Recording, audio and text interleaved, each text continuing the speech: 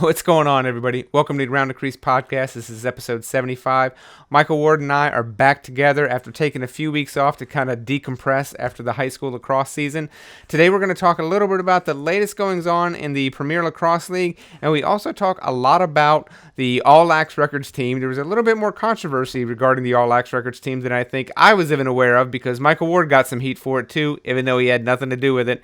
And we talk about the summer recruiting season. And we're starting now. All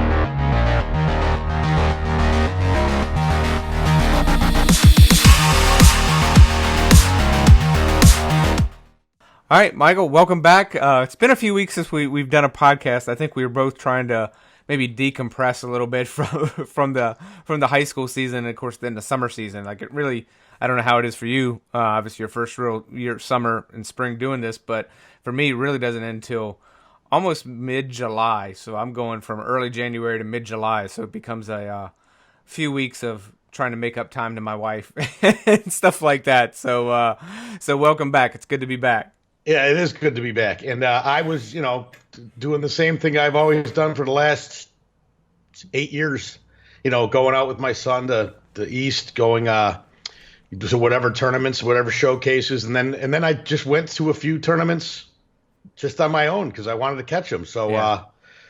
I don't think it ever turns off at this point. Because I'm already right now talking about fall lacrosse and talking about recruiting. So it's never off, but gives me something to do. So I'm happy to do it. Yeah, it's good. It's obviously been an exciting summer. It's an exciting year for LaxRecords as well. I think we had our probably. I think it's been of the 5 years that have been the most successful spring since I've been running it, which is 5 years. Hard to believe it's actually been 5 years. I think that was like early July when it actually passed the five-year mark. So it didn't make a big to-do about it, but it felt pretty nice. For whatever reason, five's one of those numbers. It's an anniversary 15, number. It's one of those anniversary numbers. So, felt good to do that. And then obviously I'll take a minute before we kind of get into our real topics today because, for those, it was funny because I actually keep getting a lot of alerts from newspapers that have published that their kids in their area had made the All-LaxRecords team, which is not the first time it's happened,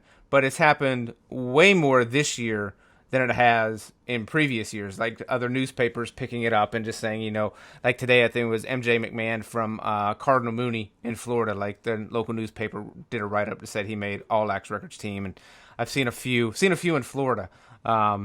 So obviously I have good contacts and good friends in Florida, so I don't know if they had anything to do with it. So if they did, thank you. But it was one of those. Florida's definitely someone who's watching. Yeah, and I do like that. They're into it. I mean, they're into it. So that's great. Yeah. And for anybody who doesn't know, the All-LaxRecords team, like I started it 2 years ago with the idea. I'm like, I didn't want to do another Under Armour All-American or even U.S. Lacrosse All-American, where it's just, and a lot of those all-state stuff like that, it really kind of ends up being really the most recruitable player. Like, you got a kid that's going to Notre Dame and you got a kid that's going to maybe Washington College or something like that, or Queens University, and it ends up being the kid that goes to Notre Dame that ends up getting the first team nod, because I've been on those sides of the conversations where it ends up like, well, we can't leave the kid from Notre Dame off first team or off second team, so you end up going with that. So honestly, I started All-LaxRecords with the idea, it's like, well, I don't want to do that because there's enough of that. Like, there's enough of those teams. So I wanted to try and do something different. So the idea was like, well, we'll do it with the stats, because obviously it makes sense since I run a stat-based site. And this year, pretty early on in the process, I realized like I was going to have to add another team to the list, because like previous few years I've done first team, second team of 15 players each, and then a third team honorable mention. This year I had to expand to 3 teams of 15 each, and then an honorable mention list. So it's kind of fun to kind of see the end of season and what some of these kids had accomplished. And I'm always proud when there's a few people on there that people are like, oh, I didn't know about that kid. Like, the kid out of Indiana broke the single season record in goals, which was, people always like to argue about the level of competition and all that, but I'm like, you play who you play, and it still takes quite a bit to do some of that stuff. So it's always fun. That one got some responses. Yeah, it always does. Actually, I got a lot of responses about a lot of things. Like, I don't know if you did. I'm sure you did. You had to have gotten how can you name that guy and not this guy? I Yep. mean, I got like downright people angry, and Yep. I totally threw you under the bus. I'm like, I have nothing to do with that part. Yeah. I said it's all Mike, and it's all on his stats, and it's his method. Yeah. It's not saying this is the best person Nope. or the best. This is his parameter and his thing. I mean, like I got actually really angry people at me, like people who I knew. Yeah. Came I up to me. got a few Twitter DMs and stuff like that, and people are like, Yeah. I can't believe you left this kid off the list. He's only, 2 goals shy of this person, and you had him on honorable mention and stuff like that. And I'm like, and I was like, I literally said, I was like, at some point, someone gets left off the list because you go deep, you keep going. I'm like, there's someone that's just a little bit behind. Like, there's always somebody that's gonna get left. So at some point, you just got to be like, all right, there was 45 players that I had write-ups on, plus another 20 or 25 that are honorable mention. I'm like, that's a pretty deep list of players, and I'm like, you know what? Like, I'm more than happy. You throw me under the bus all you want. I stand behind it. I enjoyed putting it together, and I think there's a lot of kids in there that don't normally get recognition that got recognition.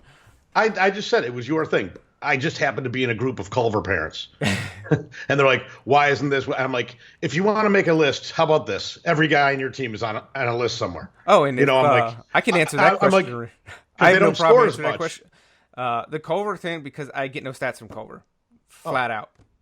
That's another thing, because there was talk of certain face-off numbers and things like that. But I said, I go, you can't have an all-time leading scorer because you have 10 scorers. It's not like one guy's dominating on a team, because a lot of those things might be because of that. Yeah. Not to take away from anyone. I know I got a lot of pushback on, I can't think of the kid's name from Indiana, Harmon who Surratt. lit it up. And there was a lot of like snarkiness going on here. Like, sometimes that just drives you nuts. But I just thought it was fun. I go, this is the stuff that draws people to the site, I guess. You could have these debates. Yeah. And it's more fun to do the debate after talking like this, and then we can get more mentions. It was like this isn't going to last for 3 weeks when we talk next time. Right. But so that's why I'm glad you brought it up, because I'm like, oh, this is a fresh wound in my mind when I was standing on the sideline and someone just said. What's funny is when they're like, "Are you Mike from LaxRecords?" And I'm like, "Yeah." Oh, and they're like, "How did you write this about this guy and not my son?" And I go, "That's the other Mike." Yeah. I go, "I'm Mike." I'm Mike Ward. I go, "I'm M Ward." I go, "That's Mike Loveday." Because now people will see me. They're like, "Are you M Ward?" I'm like, "Yeah, yeah." So I'm like, "That's the other." Like I said, I completely threw you under the bus. Yeah, that's fine. Right. I thought it was fun. I was laughing because as I'm sitting there by myself, I was giggling to myself. I'm like, oh my God, if Mike Loveday was right here right now, these people would be going, because they were truly angry. Like, I'm like, again, it's not that much to get that angry about. It's just one thing. And they were. So, good thing that you brought it up, because now when someone's listening, I guarantee it's going to reopen those wounds. That's fine. I'm happy to discuss the conversation with anybody. I've already had several at this point, so I'm just like, you know what? It is what it is. Like, it's always one of those things, and people, and I think it's just human nature. People take it as like, oh, if you leave this kid off the list, it's an affront. Like, some people take it as political. Like, I've actually been called like, oh, it's just political. And I'm like, political by who? Like, there's nobody else for it. Like, there's nobody else doing it. I do it. Like, I flat out told someone, like, I do it myself, flat out. Yeah, like, it's I don't done even by know. me. Yeah. There's nobody Do they else. think There's people no are input. paying you? I honestly have Political, no idea. I mean- Someone just said it was political, and I'm like, oh, okay. Like, Yeah. Those are easy to ignore. But it's one of those. I'm like, I do the list, and I'm proud of it. I'm happy to get the kids, and I make the intention of like, there's always kids on that list that people haven't heard of or people flat out don't think deserve to be on any kind of postseason list because they didn't play the level of competition that their kid played and stuff like that. And I'm like, and they always think like.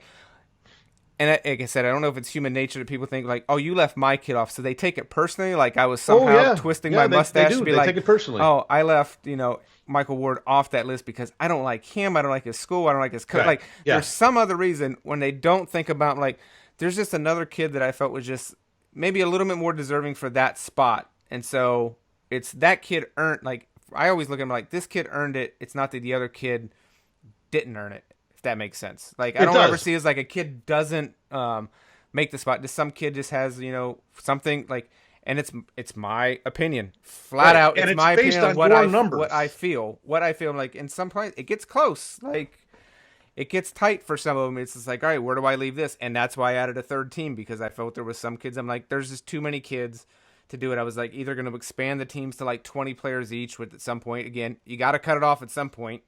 Not going to have a 45 member first team, because at some point it just loses its entire meaning when you just put everybody in. I do not believe in the everybody gets a trophy aspect as well. Some of it's like depends on when I discussed that one. Yeah, when the stats come in, like sometimes like the stuff's done and then stats come in later, and I'm like, well, this stuff's already done. Like I'm not going to go in and like bump kids off the list and put someone else on after it's already been published. So, and to those I'm always like, well, I give it plenty of time. Like, if your season ends in May or June, I don't really publish this stuff until July. So there's ample time. I send out plenty of emails. I give plenty of notice. Like, I'm fine. Send them my way. I don't care. Like, right. At me. Flat, it's one of those things that I've been doing this long enough. Like, you can't say anything to me that I haven't heard at this point. The thing that I wanted I'll tell you a couple of different comments that I received. Who are you getting your stats from? That was one. Like, because I had a dad come up to me and be like, my son's stats blew his away and started giving me. I said, first of all, I'm not a stat guy. Yeah. Mike's the stat guy. I do my eye test. I can tell how good someone is by watching. Yeah. I said, so let's leave me out of that. 2, I said, I'm not sure if his stats are just official or from someone who might find him. Because I know we've had it before when someone's like, my son is about to break this record. Yeah. Then you've gone and looked up the record and you're like, oh, he has. Or you've said, I can't corroborate that. So that was one thing. And it seemed to be mostly face-off and goalies parents that I heard from. Yeah. It was, there's one, my kid's got a 90% face-off win percentage. And then I'm like, what school does he go to? And then it's a school in Nebraska that I never heard of. Now, the kid might be great, but I'm like, okay, does he play on a travel team? Can I go watch him? Is he here? I was at some of the top tournaments, and I'm like, if he's a 90% face-off kid, he should be on some team that's at this tournament that I could be watching. Yeah. And no, I'm like, okay, so there's that. But like I've said to people, I said, Mike has his parameters. Mike has his things to rank, and it's his list. I could make a list, and it's different than his. Yeah. But it's my list. Yeah. There's not right. There's not wrong. There's a list. So I just love I love that everyone gets so bent out of shape by absolutely anything. Anything. Oh yeah, everybody's got to be offended by it. I mean, it's like the sensitivity level is you say one thing and boom, it's blown out of proportion. So there's no room for opinions anymore. It's like you're right or you're wrong. You're not allowed to be like, you disagree with me.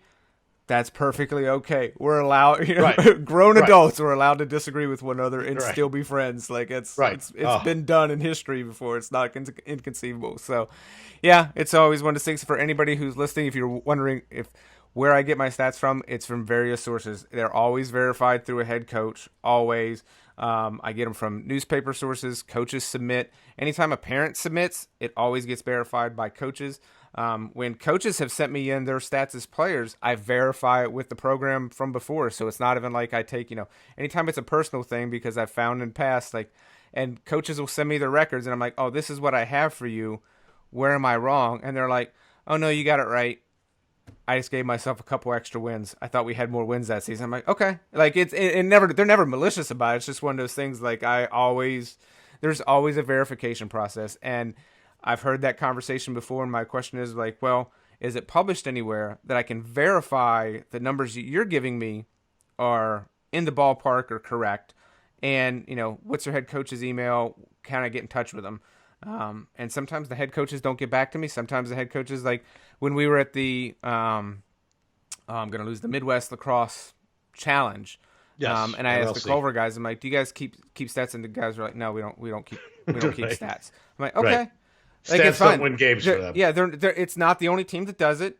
Right. It's not unique. There's just some teams that don't. I've had other coaches tell me, like, we keep them, but we don't tell anybody about them because we think it's about the name on the front, not the name on the back. That's another one I've heard. And so for me, fine. it's just like, all right, and I can't make these guys change. I'm like, all right, well, but I do this, and they're like, well, I don't care. That's not their job. That's not their goal. So, it's I'm sure there's kids out there that have probably scored more goals or had more assists or something that I don't have, but it's not for lack of trying on my end. So It's one of those things. I'm like, I tell people how much work you do. I said you can't even imagine the deep dives. I said he does the work that no one else wants to do, and I go, he really gets no thanks for it. He gets more grief than thanks. Yeah. Well, I wouldn't say that. Like, I don't want to, like, people. Well, I get grief. People give me, well, maybe they're more comfortable grieving to you. I don't know. It's like, I mean, I get grief. I think I've just kind of become more of the duck off of water's back after doing this for over 10 years. Like, I let that stuff slide off. But there are a number of people. I mean, the number of donations that I get on the site, and then people leave the comments whenever I make a donate that they love the site, and I'm way more grateful. It takes years of trying not to focus on the negative and focus on the positive. So I always think about the people that actually appreciate the work that goes into it and appreciate the work that I do and that they enjoy it. And honestly, those are the people that I really do it for. I'm like, because if you don't like it, you really don't have to pay any attention to me at all. Like, there's an unfollow button on Twitter. You don't have to listen to anything I say. And honestly, most people's lives won't change. Like, an All-LaxRecords team's probably not getting a kid a scholarship to Notre Dame. Like, because those coaches already knew about that kid by the time I would put anything out. So I will tell you something that's cool though. When I get sent videos all the time, which I get tons of videos all the time. Yeah. And I'm at a point now where I'm like, I don't know what to do with them. Like, I just try to retweet if they tweet them to me because a lot of the kids are kids that I've seen this year who I know. Like, I've seen them in person. It's easier to comment when it's someone I've seen in person. Right. But I have seen on a video that was sent to me that, when they flash like the title screen first, like, coached by this All-LaxRecords team was one of the thing. And I was just a big smile on my, they'd be like, Inside Lacrosse all-star team. Yeah. And they have like 5 of their accomplishments, and LaxRecords was on there. I do love that. And honestly, I do it mostly for the kids. Like, I started this as partly for reporters, but also to kind of give kids recognition. So for me, it's much more important that the kids appreciate it than really anybody else. Because I really feel like, it's always one of those, like, I started it because I wanted to give kids who didn't normally get recognition some sort of press, because everybody writes about the Angelo Petrakis and, Alex.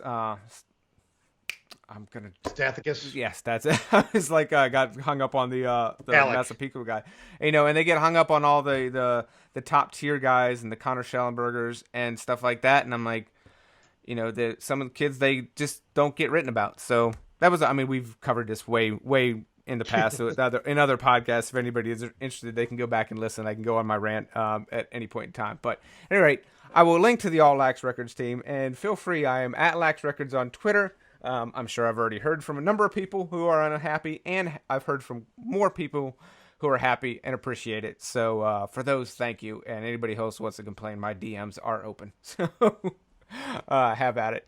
But as we're recording today on Wednesday, I know we're putting this out on Sunday, but I guess it's been quite a busy day on Twitter. And I know there was a couple, like, we're going to get to kind of the summer stuff here in a minute, but I think it was one of those things, like, because it's kind of blowing up on Twitter, it feels worth talking about. Might be dead by Sunday, but I know Warrior dropping Paul Rabil has seemed to lit a spark on both sides of the aisle, so to speak. So what did you think about that? Well, I think technically it was the New Balance that dropped him. His New Balance. Yeah. I mean, I know it's owned by. Yeah, New Balance is owned by Warrior. So that's the other way around. Warrior's owned by that's the one thing I want to check. Like, okay, so technically New Balance. Yes, New Balance is. Will he be wearing his Warrior helmet at his next game? That's what I want to know. Like, he wears Warrior equipment. Yeah. So we know that they're together, but he was getting paid as a New Balance athlete. Yeah. So A, that's just a whole nother issue. B, I saw the press release. Actually, I don't even think it was a press release. It was a breaking news story. Yeah. And I think it was on, was it Forbes or Bloomberg? Is where I saw it. I don't know if right. it was I don't know what came before and after. I saw a breaking news thing and said, okay. And I will be honest, right off the bat, I said, okay, like she shouldn't have been part. Like at this point, I'm like, I totally understand it. I totally agree with it. It probably should have been done in the beginning. Now, no one knows what the contract is. Oh yeah. Well, so a couple people probably, obviously someone does, but no one's going to talk to us about it. Okay, so when they were talking about the breach of contract, it wasn't that he was wearing an Adidas jersey In a game. while he was playing. Yeah. It wasn't that. The actual thing that they said was that after a game, when he's signed by New Balance, he's supposed to be wearing their clothing. Yeah. And he was out being filmed wearing a Adidas T-shirt, which if you don't think that in the NBA, then those guys are out and they're a Nike athlete, if they ever got caught wearing something else, Yeah. I don't know if it would be this public. I don't know what would happen. I mean, those guys are getting $50 million. Yeah. They have to be careful of everything they do. I know it. I've been around pro basketball players that they have to do it. So if that was the case, it's, I guess, by the letter of the contract, and he did break the contract. It seemed ticky-tacky. It also just seemed it seemed like it wasn't rolled out like this. It's weird timing. That's what I think. Yeah. That's what I felt. It was weird timing. I replied to you on Twitter because my hot take, and it's an opinion, is that it's not coincidental that Paul Rabil was one of the big stars in the MLL. Warrior has a very large stake. The owner of New Balance has a very large stake in the MLL. Paul Rabil started a rival league and took many of the MLL's best players with him to that rival league. Right. So I would have. Is it a complete coincidence that all of a sudden Paul Rabil gets dropped? I just found I find the timing. I was like, I thought it should have happened. I thought it should have happened the day he announced the PLL. I would say, wait a minute. I owned 4 at the time because I owned 4 teams in the MLL. Yeah. And I was a part owner of this, and I started this. Yeah. The fact that he played into almost August, and then this comes out. So there's the thing. Like, I've just heard other players were also dropped, but there was months ago. I think Scotty Rogers was another one. Yeah. Tom Schreiber was another one. I think I just found out. So I don't think there's anything wrong with New Balance doing it. I think it's every bit of the right. Oh, yeah, I also business-wise, yeah. Right, yeah. And people say they're boycotting. Okay, stop it, crazy. You're boycotting New Balance because don't you know that's the thing Paul to do Rabil on Twitter whenever something happens? You just boycott. Nike's been boycotted a lot in the past year. Right. But they're firing Paul. They canned Paul Rabil. We're going to boycott New Balance. Do you think Paul Rabel's sitting there going, oh, yeah, sure, boycott, because he cares what you're doing to boycott. Right. Because here's what it just opened. He's a free agent now. Yeah. He's a free agent. Now, I will tell you this. If Adidas isn't signing him already, right, are you going to ban Adidas? I mean, or boycott Adidas? I mean, I would swoop in if you think you're going to get your money. If you think you're going to get your money out of him, that you want to give him a lucrative contract, you will. But I sort of got a kick out of the New Balance boycott where I'm like, oh, all 20,000 of you angry people aren't going to affect New Balance's bottom line. If it was even that, it won't. Then my other thought was, this is so typical MLL type of they roll out everything so badly. Yeah. Their PR is awful. So if this was literally, we're making this statement like, oh, people are going to be on our side, they did it wrong again. Right. So he was wrong. Like, this should have been taken care of months ago. This should have been under the table. This should have been quiet. And instead, they just screwed it up, just like everything else the MLL has done for 10, 20, whatever, 15 years that they've been in the business. They step on their own foot. Yeah. And I'm like, this is another unforced error. Like, why would, totally agree with it. They could fire him. Totally agree with it. Not a problem with it.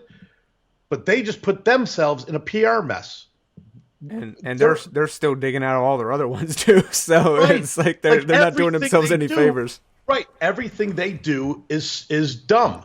It just seems dumb to me. Yeah. Now, and it's an unforced error, and that's their problem. And I'm a big fan of Warrior. I love Warrior. I have a lot of Warrior stuff at my house. I have a lot of New Balance stuff at my house. Yeah. I'm not changing any of that. I will say this, and I always have been a big New Balance fan. I've always liked Under Armour. When Adidas sponsored the PLL, I went and bought Adidas shoes when my son needed shoes. I'm like, go ahead, get some Adidas, because I wanted to support I wanted to support the company that was putting their money behind a product I liked. Yeah. And I do that. If I don't like something, if I don't agree with what a company does, I'm not boycotting. I said, well, I just don't want to give them. I'm not going to give them my money. Yeah, you vote with your wallet. Right. I vote with my wallet. I don't need to make a big, stink about it. So I did that with Adidas. But I still like the New Balance. Again, I'm a middle-aged guy. I have to wear New Balance almost all the time. And Warrior, I like the products. Yeah. So I think Paul Rabil is going to be fine. Oh yeah.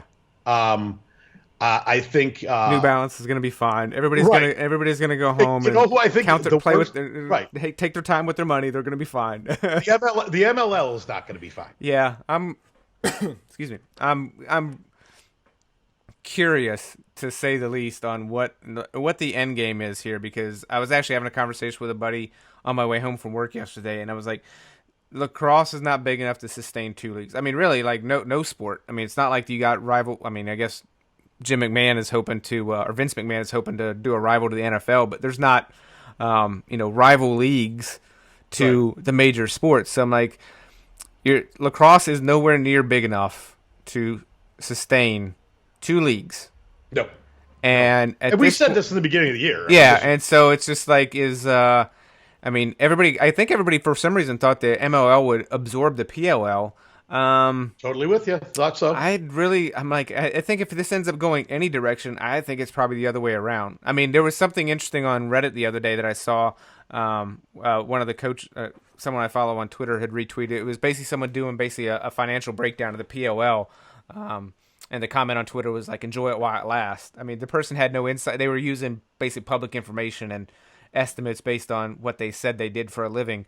And it looks bleak. But then again, like, there's so much that we don't know what they got going on. And it's going to be interesting to see how this kind of plays out. Like, it's almost like one of those things, like, for me, it's the game beyond the game.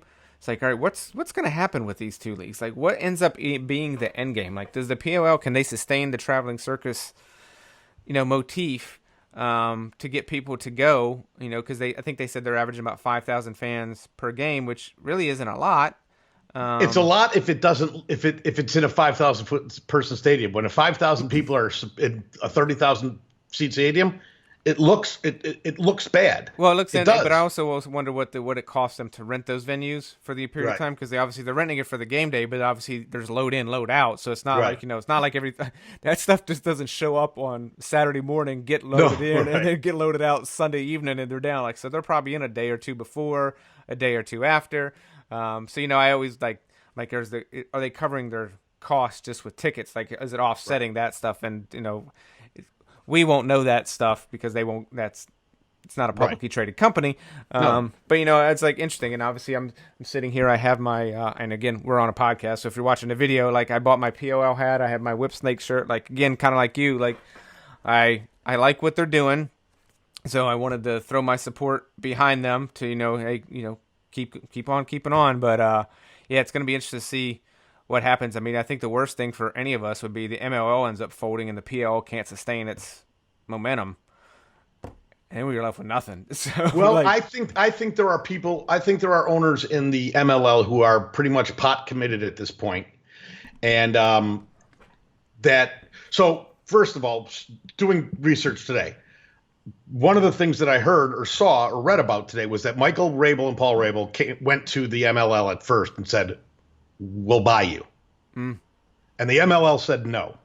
And then they offered New Balance the opportunity to sponsor them. Yeah. And New Balance said no. Yeah, that was so right at that point should have been, okay, we're separating, we're done. That should have ended anything that came out today.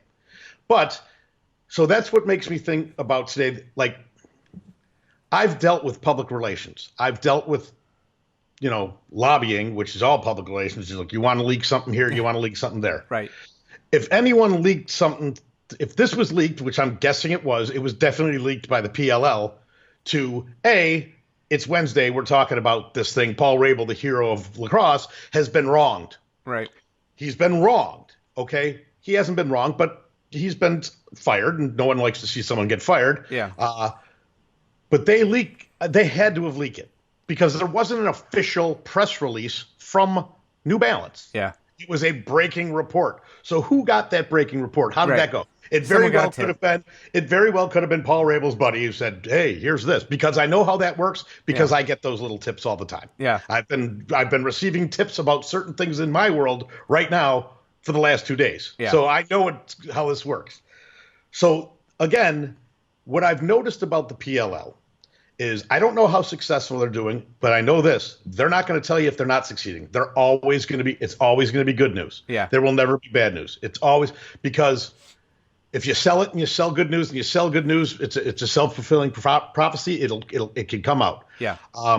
So now you have people coming up supporting Paul Rabel, talking about the PLL. I saw it, like you said, it was on Forbes. It's been on other major things. Yeah. So now the PLL just got ridiculous amounts of free advertising, and they look like a victim. Yeah.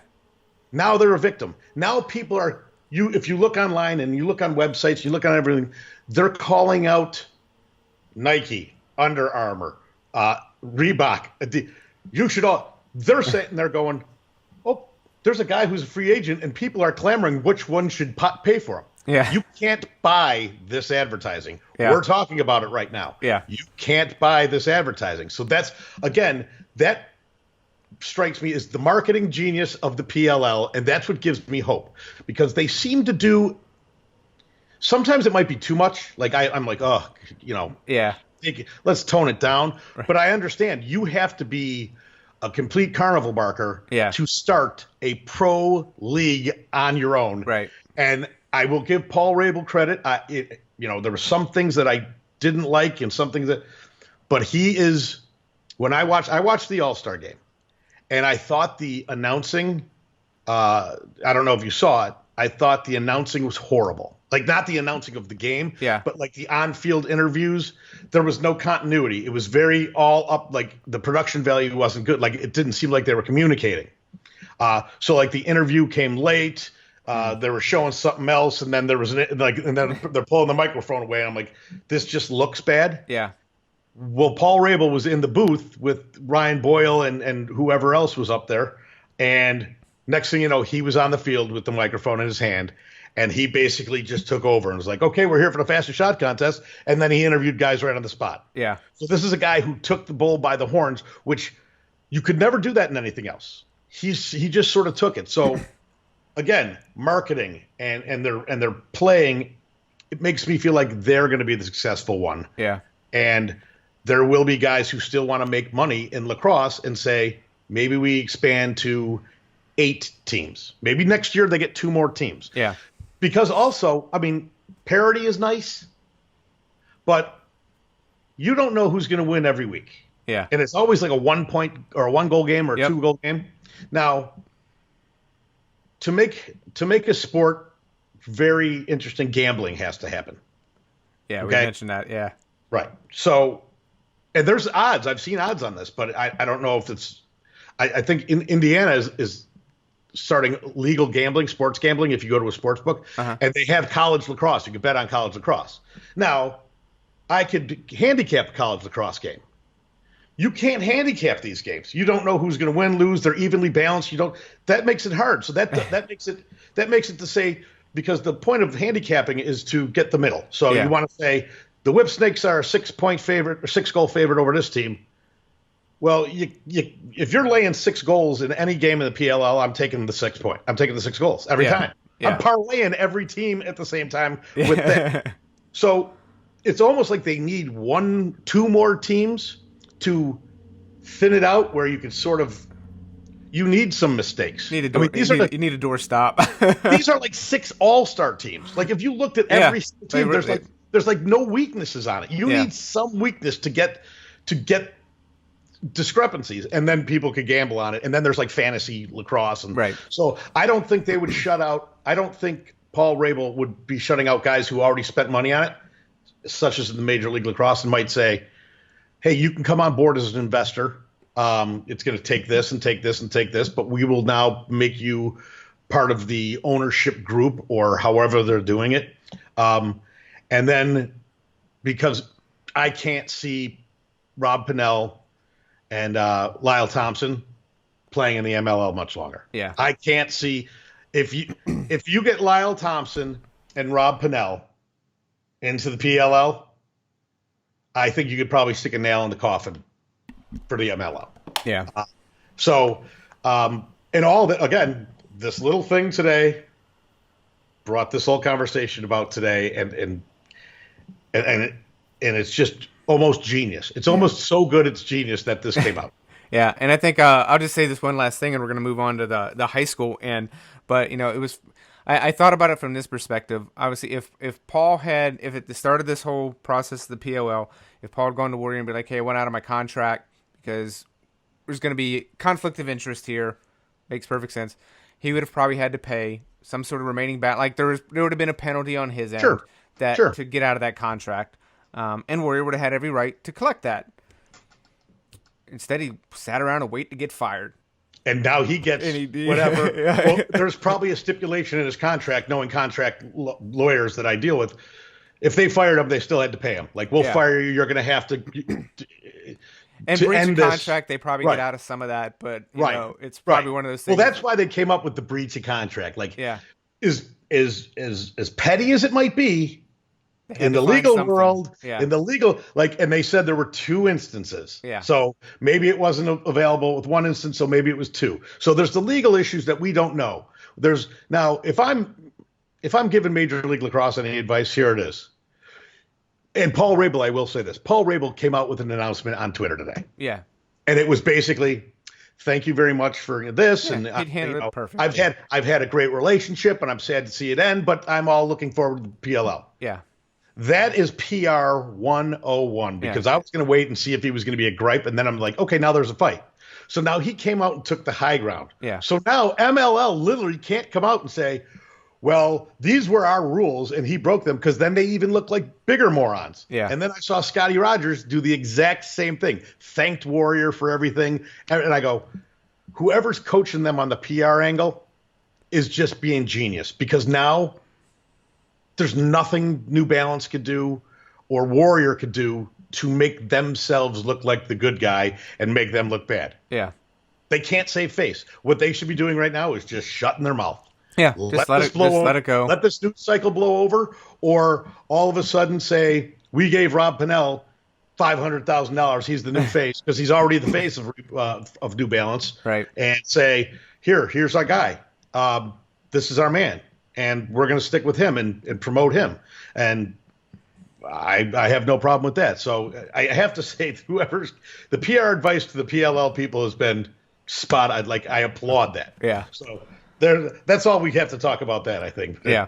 So we move on again on Twitter. And it was funny because I'd hired a guy an old friend, to cover the National High School Lacrosse Showcase, which is a big event. I think it's in its 5th year or something like that, out in Columbia, Maryland. It's run by a couple of MIA, one former MIA coach and some MIA guys, but it's probably one of the bigger. It's geared towards high school teams. It's not a club event. In the respect that it's like you get. It wasn't called Chaminade, but they were called Flyers. But it was the kids on Chaminade. Like, it's the kids that play during that season. Obviously, you don't get the guys that just graduated, but you get the kids that are coming up and the guys that were on the team. Obviously, I'm sure scheduling allows. So it's a fantastic event. I've covered it. I think I covered it in its first year. I actually covered it for the Chris Goldberg at Philly Lacrosse. It was before I'd started Lax-Records, and then this was the year I was like, well, it felt the timing was right for me to have something covered it, and Derek did a fantastic job. And I guess he had a picture and a comment from Lars Tiffany, defending national champion, Lars Tiffany, about, that I guess 90% of recruiting is done in June or July. And I initially published that story last week with that quote, but for whatever reason, the tweet today seemed to catch a little bit more people's interest. So I know you've been heavy in the summer lacrosse season, so maybe you can shed a little bit of light, like why all of a sudden that quote, maybe everybody's just relaxed a little bit since the season is starting to die down with August coming right, like literally hours away at this point. Right. To be honest, I don't know why it was shocking. First of all, let's say the NHNLS tournament. Yeah, it's a tough one. It's a tough acronym. I think is the number one tournament. Yeah. It's a go-to for me every year. I think they said there was 100. They had 195 college coaches in attendance. Oh yeah, which blew my mind. Every college coach who needs to be there was there because you're seeing them playing as a team. The best way to see the kid play is to play with teammates around him that he knows. They're comfortable. Okay, anyone could go to an all-star game and hog the ball and light it up or screw it up. You know, there's both ways. You might see the best kid go out and play and he doesn't know the kids or he's not comfortable with the kids and then he chokes. Yeah. So this is a great one. This is great. And you're getting those teams came from everywhere. Yeah, we had Mercer Island from Washington. I mean, there was California, teams from Oregon. Everywhere. It was Everywhere. So it's basically like an all-you-can-eat buffet for college coaches. Yeah. So it's wonderful. Yeah. And you get to see them in an environment. Now, I already know that there's coaches who reached out to me because I was talking about it, who've reached out to me from the Midwest who are like, we're going to this tournament next year. We're going to this tournament next year. And I keep thinking, at some point, this is going to be too big. Or the wrong team is going to go. Like, you can't be mediocre. Right. You just can't. Yeah. You have to be really, really good because you're playing really, really good teams. And you might not have all of your players. And you don't have your coaches. Mm-hmm. So I think there's a rule like the actual head coach can't go. Yeah. You'll see coaches standing on the sideline, like across the field. Yeah. It was funny because Derek had listed, it was the New Trier one that originally, because I forget who he was like, New Trier's head coach, so-and-so. And I was like, all right, that's obviously an assistant. I was like, but I got a comment on that. Derek doesn't know, that's not their head coach because he's a Maryland guy. He has no idea Illinois. He didn't even know what New Trier was. But so I got a message right after that came out, and it was like, do you know that that's not the head coach? And I knew the person who was saying this to me, because I've stood next to her and talked to her at the 8 games I went to New Trier this year. Yeah. And I'm like, yeah, I know that's not your coach. She's like, that's our girls coach. And I said, they can't have the coach there. So it's like someone takes the team to get the rules. Right. And so I'm like, and then she's like, oh, I just talked to my husband. He explained it to me. And I'm like, yeah, okay. I'm like, yeah. I love who I'm talking about. If she's listening, she knows who I am. I think she's great. Her kid's great. Everything. So, and I like that she's constantly watching and listening. And so that's wonderful. But what a great tournament. And again, if you're a high school coach and you can get in that tournament, if you can get your team in that tournament, because it's a pretty damn good barometer a year out, 8 months out. Yeah. But just to say, hey, these are our guys. This is what we got. Plus, it's work. It's good off-season work for those kids because, obviously the seniors are gone, so those freshmen are getting good experience. The sophomores are getting good experience. Like it's moving up for everybody. And rather than trying to do that practice in February, March, and getting ready for the season, you get a little bit in pretty early in the year, and then you'll go about your club stuff later on. But it's good. It's a good one. So, but when you put out the 90% of recruiting is done in June and July, and people were like thrown. I don't know who was thrown off by it. Yeah, I was a little surprised that people were surprised about it. To be honest with you, well, if they don't think 90% is done in June and July, when the hell do they think it is? Like, this is when you go and travel, where you have 100 teams at one location. This makes it easy. There aren't giant travel dollars for recruiting for lacrosse for colleges. Yeah, and it's not like those guys are playing the same time the high school kids are playing. Right. So there's limited opportunities. Not only that, like then there was the NLF tournament, which is like the big one. That's another big one. And they were, and it was convenient, and coaches all went there, and players slid right over onto their travel team. Right. So, I mean, I've been to. Let's just say this year I was at over 45 games, probably more, but I just like to say over 45 because I don't want someone to say you were at 43, and I'm like, okay, whatever. But I probably was at more than 45, and I saw Culver probably 6 times. I saw New Trier 8 times. New Trier's got 4. I think New Trier probably has 5 guys who are going to play in college. Yeah. Culver has every guy that's senior playing in college. Yeah. I went and saw Chaminade. I went and saw St. Anthony's. I went and saw Garden City. They got every. I mean, they're it's. I didn't see one college coach at any of their games, but I went to all the tournaments out east. Yeah. Lined up all the way to the sideline. Yep. So that's what I'm saying. It's June. It's July. Here you go. Now, the only people I could think would be shocked by this are people in hotbeds. Like maybe parents from the MIAA or Long Island and saying, oh, we see coaches all the time. But I can promise this. In Illinois, we're not seeing a bunch of coaches. Right. In Atlanta, they're not seeing a bunch of coaches. In California, they're not seeing a bunch of coaches. In Texas, they're not seeing a bunch of coaches. This is the best opportunity, and that's why it is. Then comes the video. Then everyone sends video. Yeah. So I would say June might be the time to get on somebody's radar. June and July gets on somebody's radar as coach. Then they might sit there and say to the coach, that kid interests me. Then that kid makes his video and sends it to him, and that's it. So I don't know when else they think that's happening in March? Yeah. Especially a college coach who's actually coaching. I mean, they're playing. They don't have time to recruit while their own team is playing. So it was boggling that people thought.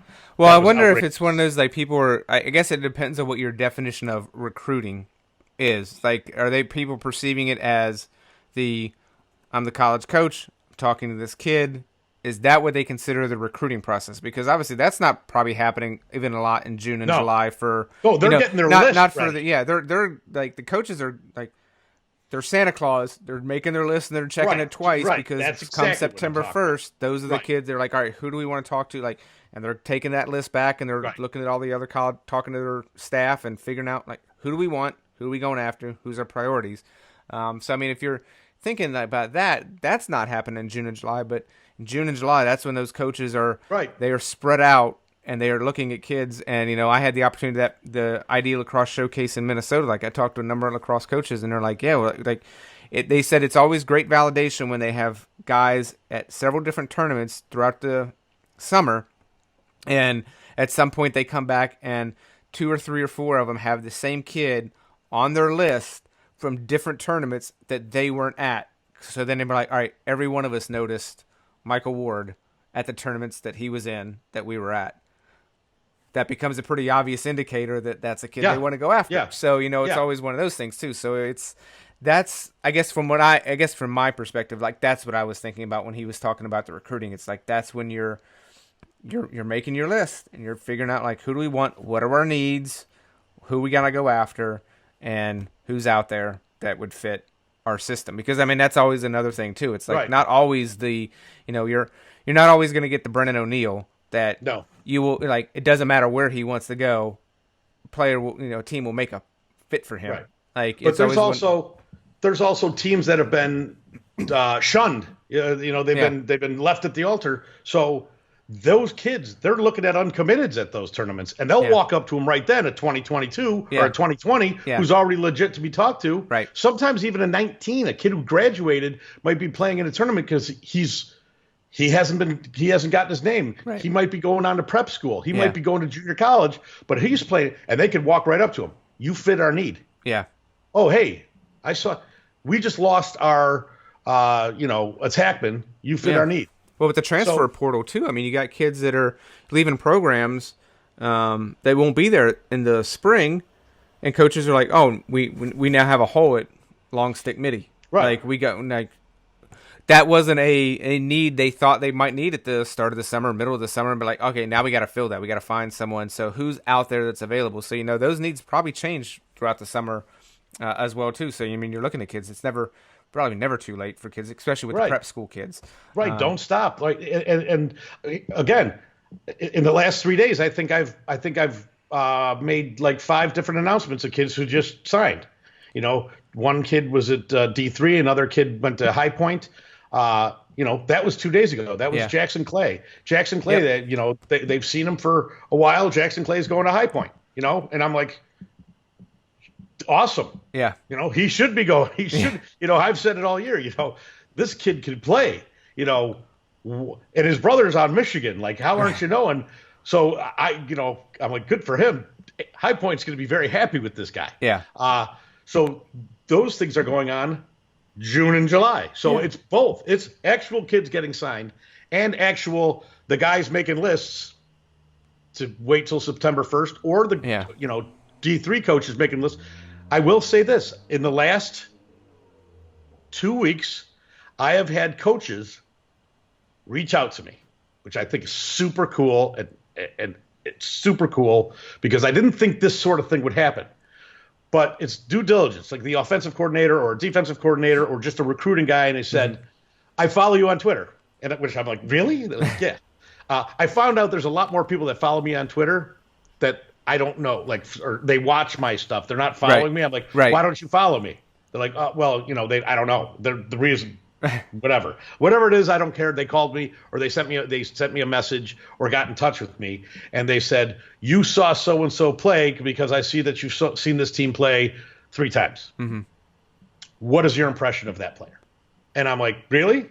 And they're like, yeah. And I'm like, well, I think this, and this. And then I go, I don't think any kid's bad. Like, I'm not going to tell you a thing I think is bad. But I think he's very strong at this. I think he's strong at this. I think he needs to work on this. What are you looking for? And it was pretty cool that that's happening. Now it makes me want to, like, now I feel like I have to take more meticulous notes at games. Like, now I feel like I'm going to have a recorder talking into it, because I also did it for Inside Lacrosse. Like, I wrote a few things for them on players, and I said, I go, it's a lot of responsibility. Yeah. It's almost too much responsibility for me to have, I'm saying. But I'm like, I really respect that, and I really want to do that. So I thought it was, I'm talking about myself, but I thought it was really cool that the coaches reached out to me. And they're probably going to be talking to these guys in a week, or if they haven't already, today, because it was D3 colleges, and I think they could talk. And it was 22 or 20s they were asking about. Yeah. But I thought it was cool because, again, my world is the Midwest, and they were asking about Midwest players, and I was very like, yeah, I'm doing what I've set out to do. Like, I know it's not me, but they asked about that kid, and they asked about that kid, and I'm going, you're damn it, great. I was very happy. So there's all that going on right now. This is the most important time. I also think the fall season is a great time. Yeah. I love fall lacrosse. I mean, people are going to say I'm nuts. I love the tournaments in November. Love them. Those are my favorite. It might be because my son's tiny and no football players are playing in things, but I also like to wear a jacket. Yeah. I don't like to have to wear a T-shirt and still broil my butt off. So I love going to, Maryland in November, and, it might be 50, it might be 30, it might be 60, but I love that time. So that's another time when you get to see coaches. It's hard to see coaches when they're actually coaching, and you're playing in a high school game. Yeah. So, again, seeing people flabbergasted by saying 90% didn't compute with me. Yeah. I feel like I'm just the anti of everyone today. Like, they're arguing and I'm against them. I didn't think it was bad about Paul Rabil. They're all boycotting. So maybe I'm just in that mood today. Yeah. Yeah. It was, like I said, I guess maybe it depends on what your definition of how you're defining recruiting. Right. I mean, it's recruiting is one of those things, like it kind of covers all manner of sins in the world. Like, because how are you defining it? Like, is it just the simple act of watching kids? That's my definition. If that's it, I'm like, you shouldn't be surprised that it happens in June and July, because that's what I mean. It's when all the tournaments are. Right. Like, it's one of those, like, that's where you see all the college coaches there and what's going on, and they're trying to get ahead. And obviously with the rule in September 1st, like, they're trying to get, I actually talked with, in 2 weeks, we'll have podcasts with Coach Trey Wilkes, the University of Delaware assistant coach. Like, I talked with him last night, and he made the point, he was like, the kids shouldn't be worried if they don't get a phone call on September 1st. Absolutely. He was like, obviously, you got to realize, like, there's only so many hours in a day, so many coaches, that whole thing. It's like, don't be freaking out if your phone doesn't ring September 1st. So, like, even September 1, these kids are, 2020s aren't, the phone's probably not going to be ringing off the hook for some of the kids. Like, they're going to wait. Most of the kids. They're going to wait, and, like, there might be 30 players in the country that will get a call the minute September 1st, and they're going to get 15 calls. I Yeah. mean, there are the kids who are available, like Andrew McAdory from St. Anthony's. Yeah. I'm expecting his phone will be ringing off the hook because I think he's the best 21 I've seen. Yeah. I'm sure some of the boys from Culver are going to be getting some calls on September 1st. But your average stud might not get a call, but they'll start saying, hey, you're in our process. Yeah. And I've told that to people, like, he didn't get a call. And I'm like, again, and I said, you're in the Midwest. They're going to wait on you. Yeah. They're going to wait on you. Well, 9 times out of 10, you're not. I mean, because they might be number 2 on the list, and they're just waiting for number 1 to be like, all right, how much of a shot do we have? Do we think we have a legitimate shot at getting the kid that's number 1 on our list? Who else is looking at him? What's he looking like? And they don't want to, I'd rather the coaches take their time than over recruit and be like, all right, we're gonna take 1, 2, and 3, and 2 and 3 commit, and then all of a sudden they get their number 1 guy. I'm like, oh, we really don't have a spot, and then the kid ends up, they drop it. So it's one of those, like, you'd really rather the coaches take their time, right? And I agree, and know where you fit. So, the summer season, it's I know a lot of the coaches have finally. I've sent the emails out, and in the last 2 weeks, the replies have been coming because they're like, oh yeah, our season's winding down. It's like we're really just doing home visits now. So it's kind of like they're. And I told all the coaches that I emailed, and they're like, yeah, I'm just really busy right now. I'm like, totally get it. I'm just getting on your radar. Right. So whenever the season calms down a little bit, I'm here. And they're always really appreciative of it because they know there's a lot of demands on their time. And, you think you get a lot of DMs and vitriol. Can you only imagine what some of the college coaches probably go through with trying to handle some of that stuff. And,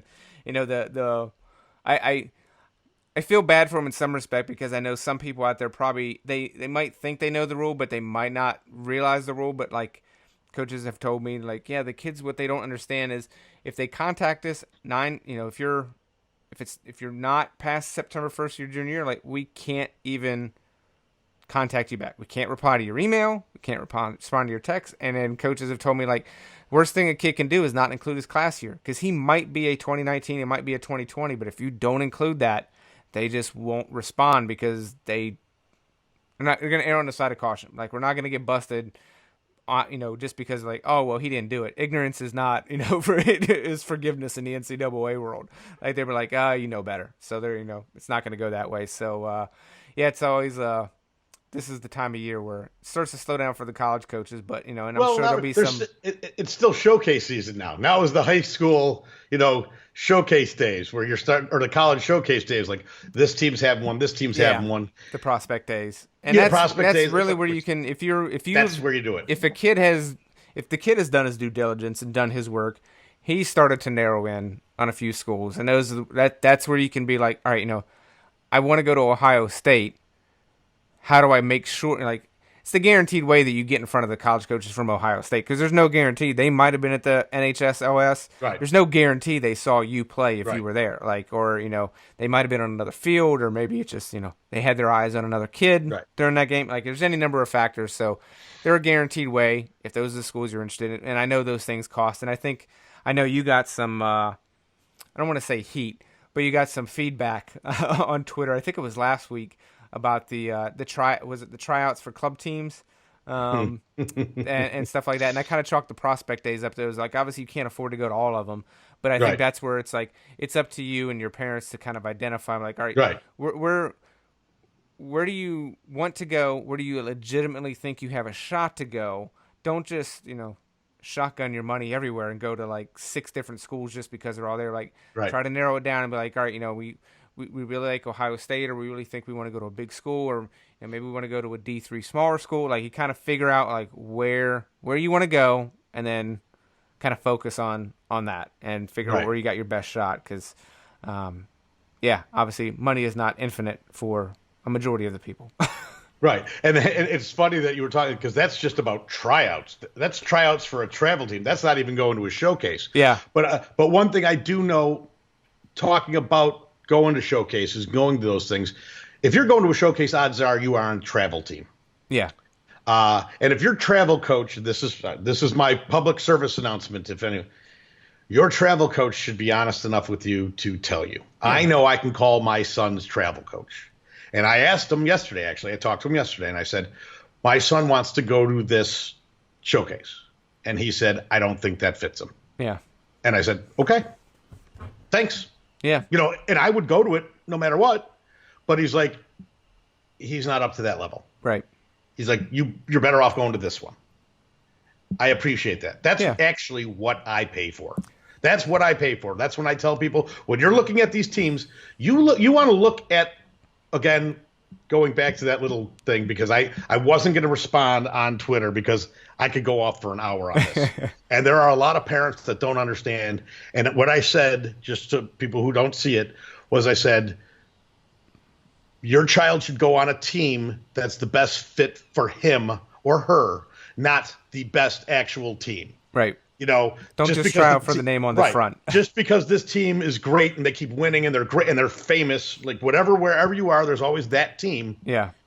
Not all kids are the same. And so you might make the team, but you might not play. Right. And that's their right. They're a travel team. So you'd rather be in my opinion. Now, I know some people just like to have their kid on that team, and he goes, he plays for this team. Right. Okay. You want to be the big fish in the smaller pond, especially in the game of being noticed, than a kid who sits on the bench of the good team, where everyone on the team is getting noticed, and you're like, oh yeah, I play on that team. Like, I didn't see you. So that's why I say, know who the coaches are and what they're going to do, and if they're going to be honest with you instead of just taking your money.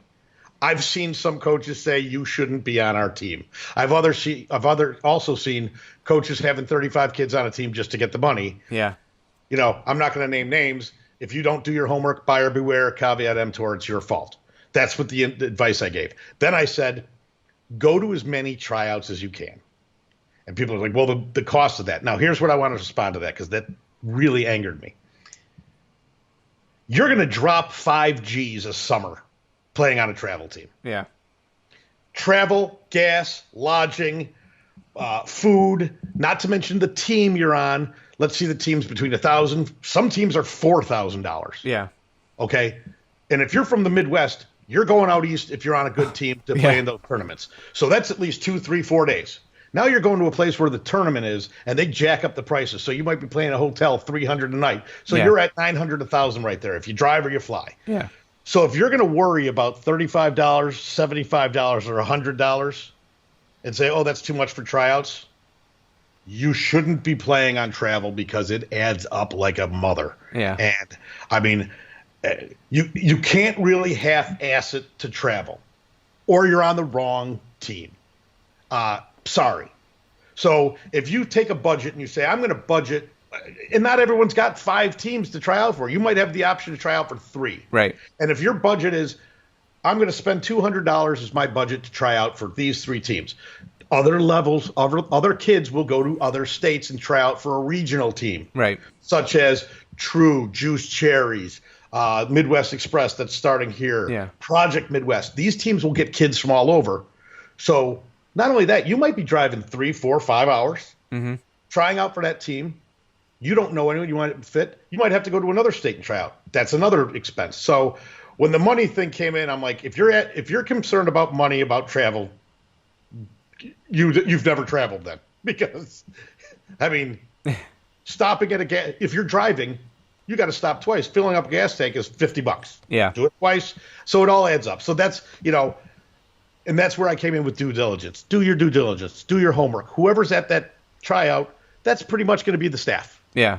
No one's really missing a tryout. So if you go to a tryout and they've got 7 teams of kids in different grades and there's 5 coaches, why are there only 5 coaches for 7 teams? Right. If you go to one that's got 14, 15, 16 coaches all over the place, you go, that team's, got a lot of coaches. Yeah. So like I said, one team might not be good for another kid. And that's where that came from. So it's almost like you got to do your pick to get on your travel team and then find out the right travel team. And then you can go to that coach on that travel team and then they help you. That's what you're paying for. I called the coach. I trust his opinion of his assessment of my child. Yeah. I assess kids. I know what I'm looking at. but you always need a different set of eyes. Like I could look at kids on his team and be like, that kid's good. This is this. Right. And parents ask me, what do you think? But I go, but that guy, I pay to do that for me. Yeah. Or that parent pays their coach. Yeah. And they're usually pretty spot on. And that's where the money comes from. And I said, one of the analogies I always use is, would you let somebody pack your own parachute and jump out of a plane? Right. No, you better pack your own parachute. I look at my child as a parachute. I'm going to do the due diligence for my child as best I can. And if giving that advice was wrong, then I can't help you. If you don't think doing the best thing for your child is getting the best fit for him, well, have at it. Then don't follow me or talk to me about it anymore. Yeah, if you're paying your club coach or travel coach and think they're full of crap whenever they give you an honest assessment of your kid, like then it's probably time to leave, but it's also probably time to relook at how you view things as well. Because I mean, those guys, I know I'm not that naive. Like I'm sure there's guys out there that blow a lot of smoke. And will tell you that your kid is perfectly good, and he should go to that tournament because they have a team of Division I players. All of our players are Division I. Yeah, no, they're not. Yeah, but they're all playing for them. Yeah. So I mean, again, it's always you got, like you said, buyer beware. You got to you got to figure things out, and you got to do what's best for you, your kid, but you also got to know, one of the things that have come up several times after talking to college coaches this summer is there's no one's going to do the work for you. You got to put in the work. Like if you're the player, you need to be doing the work. Don't rely on mom or dad. Don't think that, just because you scored, X amount of goals during your junior year, college coaches aren't going to come knocking on your door just because they think you're fantastic. You got to put in the work. Goals. Yeah, you got to put in the work.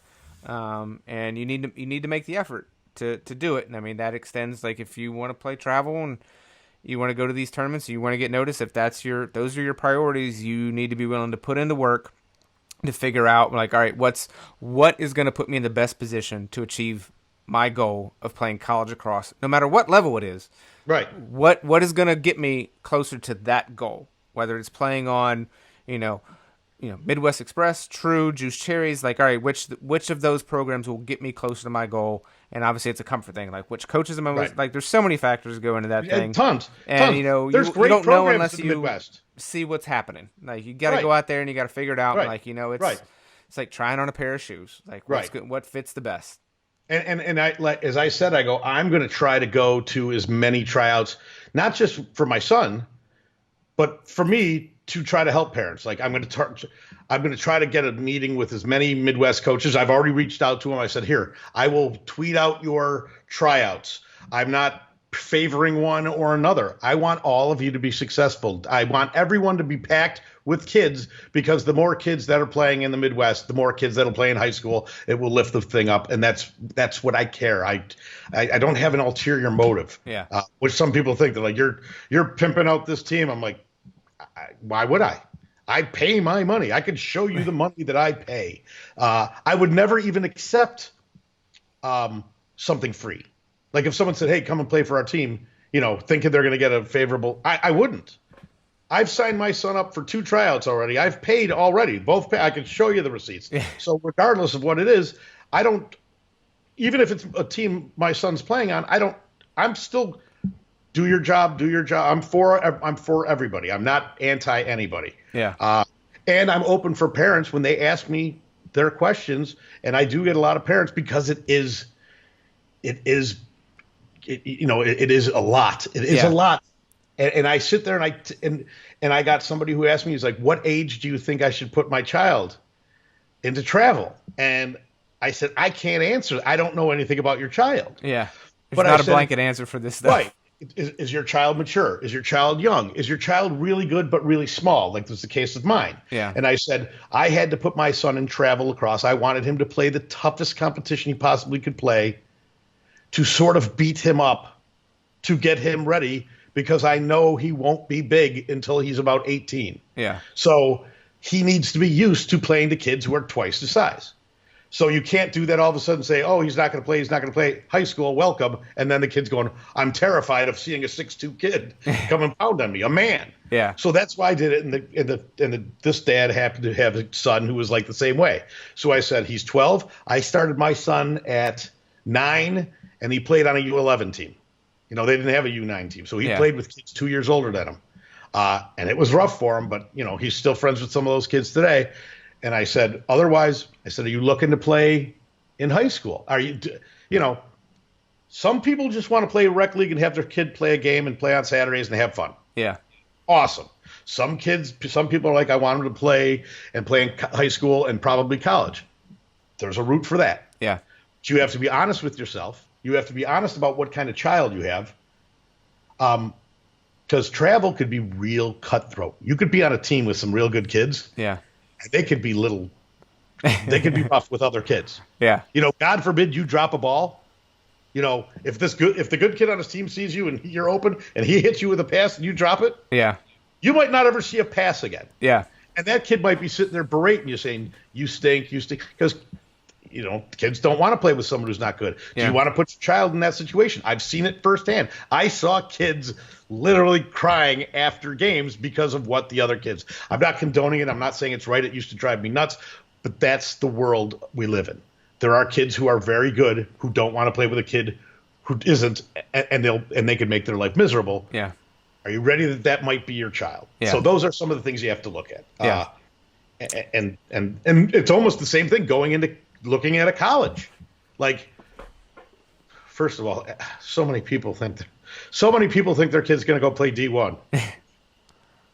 And you can't convince them. You can't convince. I mean, I know some people who have just gotten the real hard truth in the last few months when they're like, my son hasn't gotten any calls. I'm like, well, what does that tell you? They're like, well, I think they're missing. I need to send more tape. I said, he's not a D1 player. Yeah.